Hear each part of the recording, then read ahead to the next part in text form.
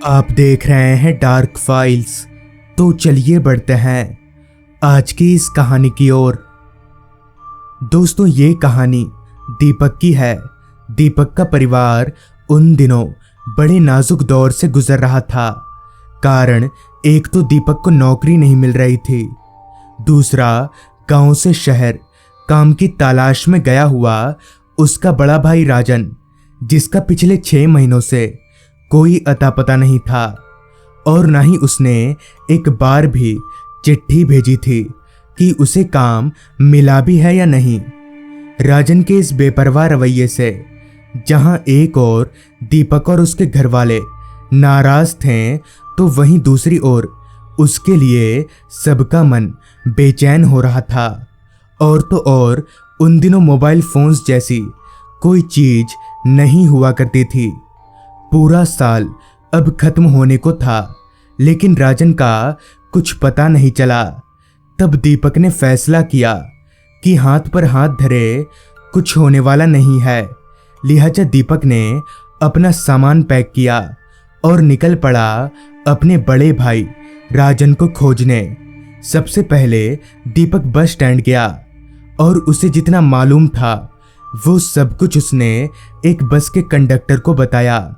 सारी बात सुनकर कंडक्टर बोला, देखो, ऐसे बोलना तो नहीं चाहिए, मगर तुम जिस बस के बारे में बता रहे हो वो शहर जाने के रास्ते में, मतलब सेनगढ़ गांव के पास ही उसका एक्सीडेंट हो गया था। मुझे भी उतना पता नहीं है, लेकिन हाँ, साल भर पहले वहाँ एक बस का एक्सीडेंट हुआ था। एक बार जाकर देख लोगे तो अच्छा होगा। कंडक्टर की ये बात सुनकर दीपक के दिल में धक्सा लगा और उसकी आंखें भर आईं। लेकिन एक बार जाकर देखना सबसे अच्छा होता, इसलिए दीपक उसी बस में चढ़ गया, क्योंकि वो बस सेनगढ़ जा रही थी। चूंकि सेनगढ़ गांव काफी दूर था, तो यकीनन दीपक को पहुंचते पहुंचते रात हो जाएगी। कुछ ही घंटों में दिन ढलने को हो गया। जैसे जैसे सेनगढ़ गांव करीब आ रहा था, दीपक की घबराहट बढ़ती ही जा रही थी। अब तक पूरी तरह से अंधेरा हो चुका था और ठंड भी अपनी इंतहा पर थी। उस वक्त दीपक मन ही मन में लाखों बात सोच रहा था। खैर, कुछ ही घंटों में रात हो गई। कुछ ही देर में दीपक की बस सेनगढ़ गांव में दाखिल हुई और कंडक्टर ने बस को ठीक उस जगह पर रुकवा दिया जहां उसके मुताबिक साल भर पहले शहर जाती बस का एक्सीडेंट हुआ था। दीपक बस से नीचे उतरा, एक नज़र चारों तरफ दौड़ाई, लेकिन वहां दूर दूर तक कोई नहीं था। दीपक अभी इधर उधर देख ही रहा था। तभी बस का कंडक्टर बोला, अच्छा साहब, अब मैं चलता हूँ। उसके इतना बोलते ही बस वहां से चली गई। बस के जाते ही जैसे ही दीपक पीछे मुड़ा तो वो ठिठक कर 2 कदम पीछे हट गया, क्योंकि अभी तक जहां दीपक के अलावा कोई नहीं था, वहीं अब ठीक उसके सामने शॉल ओढ़े करीब 6 फीट लंबा आदमी खड़ा था।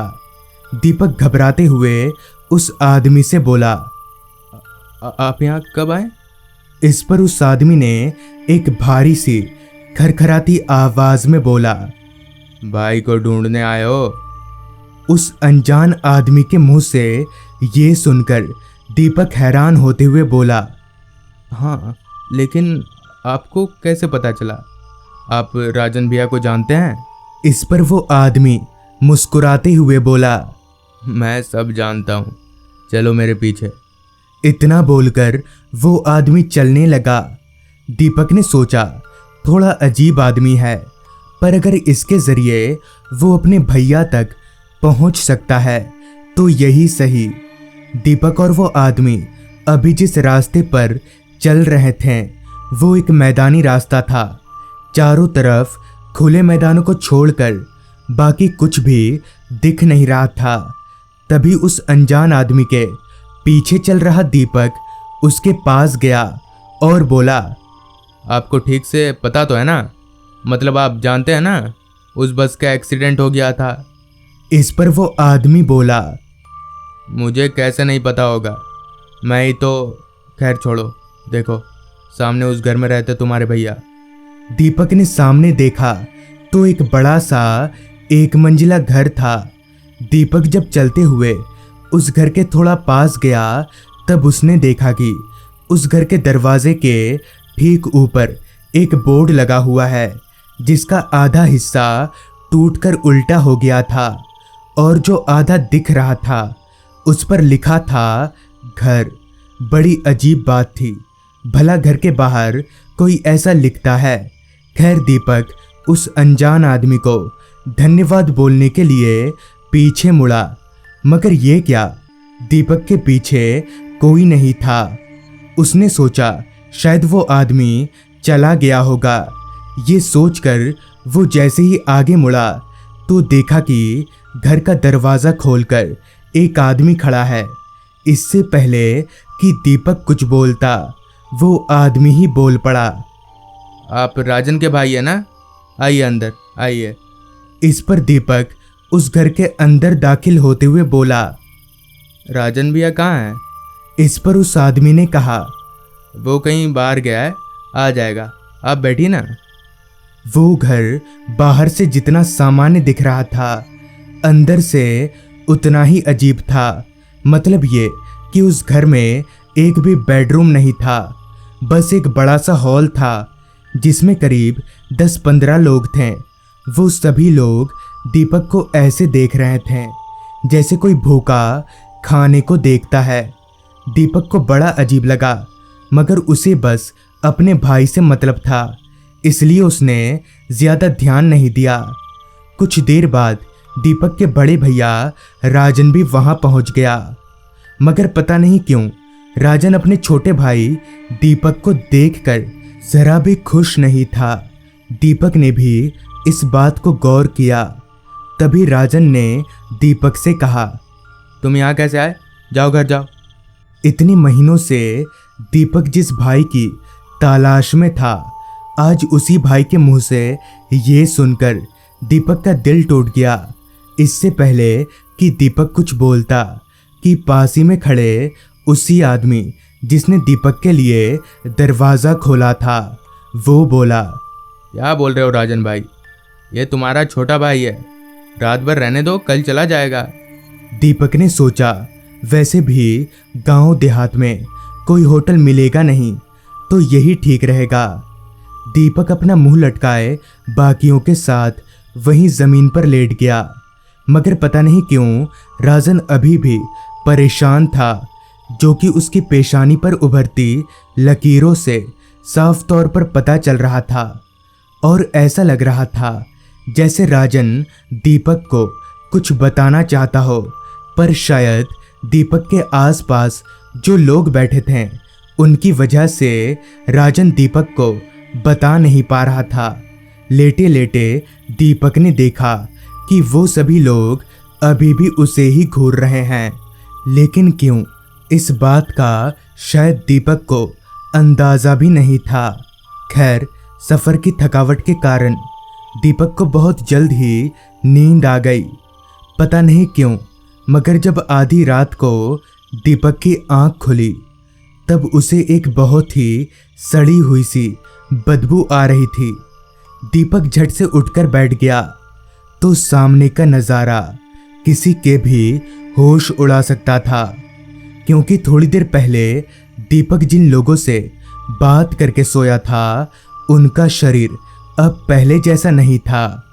यानी किसी का सिर कटा हुआ था तो किसी का हाथ, किसी का एक पैर गायब था तो किसी का आधा शरीर सड़ चुका था।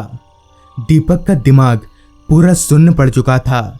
न सिर्फ उसे कुछ सूझ रहा था, बल्कि वहां से भागने के लिए भी उसके शरीर में ताकत नहीं बची थी। लेकिन फिर भी बहुत हिम्मत जुटाकर वो उठकर खड़ा हुआ और दबे पैर जैसे तैसे उस घर से बाहर निकलकर भागने लगा। भागते भागते उसने जब पीछे मुड़कर देखा तो उस घर के दरवाजे के ऊपर जो बोर्ड लटक रहा था उसका टूटा हुआ हिस्सा शायद हवा से सीधा हो गया था। तो अब उस पूरे बोर्ड में लिखा था, मुर्दा घर। दीपक जी जान लगाकर बस भागे जा रहा था। वो बस कैसे भी करके अपनी जान बचाना चाहता था। तभी भागते भागते दीपक को एक पेड़ के नीचे वही शॉल वाला आदमी बैठा दिखा जो उसे उस घर तक ले गया था। दीपक हड़बड़ाते हुए उस आदमी के पास जाकर गिर गया और लड़खड़ाती जुबान से उस आदमी को सब कुछ खुलकर बता दिया। मगर उसके बाद जो हुआ वो शायद दीपक ने सपने में भी नहीं सोचा होगा। उस आदमी ने अपने बदन पर से शॉल हटाया तो उसका पूरा शरीर कटा फटा था और साथ ही उसके सीने में एक गहरा छेद था, जैसे कोई नुकीली चीज उसके सीने को फाड़ती हुई आर पार हो गई हो। तभी वो आदमी हंसते हुए बोला, कहीं उनका शरीर भी ऐसा तो नहीं था? जिस बस का एक्सीडेंट हुआ मैं उसी बस का ड्राइवर हूँ, प्रकाश। ये सब देखकर और सुनकर दीपक का दिमाग घूम गया। उस बस वाले का चेहरा इतना भयानक था कि दीपक के बदन की हड्डियां तलक अंदर से हिल गईं। लेकिन फिर भी दीपक उठा और वहां से भागने लगा। भागते वक्त दीपक को किसी दूसरे के कदमों की भी आवाज आ रही थी और उसे ये भी पता था कि उसके पीछे कौन होगा। मगर दीपक रुका नहीं। कुछ देर भागने के बाद जब पीछे से दौड़ने की आवाज आनी बंद हो गई तब उसने पीछे मुड़कर देखा तो दीपक दंग रह गया। दरअसल उस आदमी यानी प्रकाश को दीपक के बड़े भाई राजन ने अटका कर रखा था और राजन का भी पूरा शरीर कटा फटा था।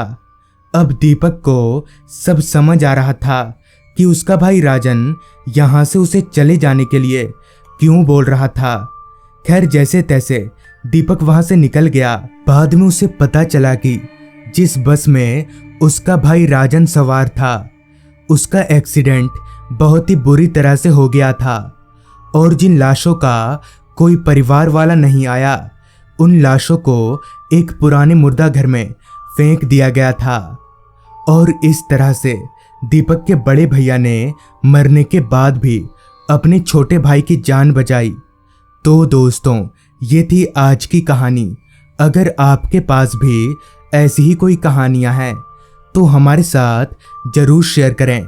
तो मैं आर्यन जल्द ही मिलूंगा आपसे ऐसी ही एक कहानी के साथ।